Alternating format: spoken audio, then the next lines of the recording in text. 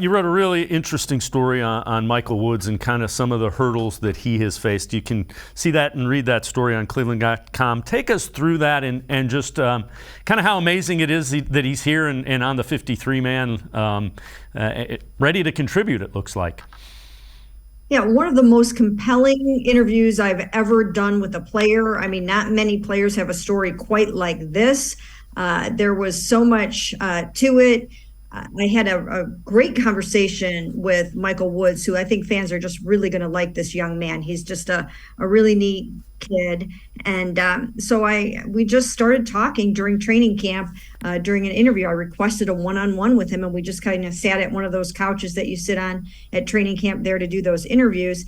And we just got to talking. One thing led to another. And before you know it, he was sharing with me his story of how when he was 4 years old, he was found at the bottom of the family pool in the backyard. And, he saw himself from above. They got him out of the pool after some amount of time. Nobody's really quite sure exactly how long it was. But the paramedics were able to revive him, but then he had to be put into a medically induced coma where he remained for about 10 days. During that time, his mom had a vision that he was running with a football.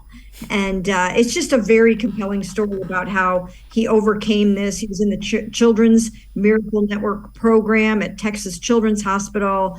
He overcame this and he went on to become one of the better athletes in the area there in Magnolia, Texas, which is outside of Houston. And then, he tells the rest of his story. And I was just really honored to tell it. And then and his mom was phenomenal too. She filled in all of the blanks and gave me all the color and the detail of what happened at the pool that day and what they were doing and how they were doing it and who was there.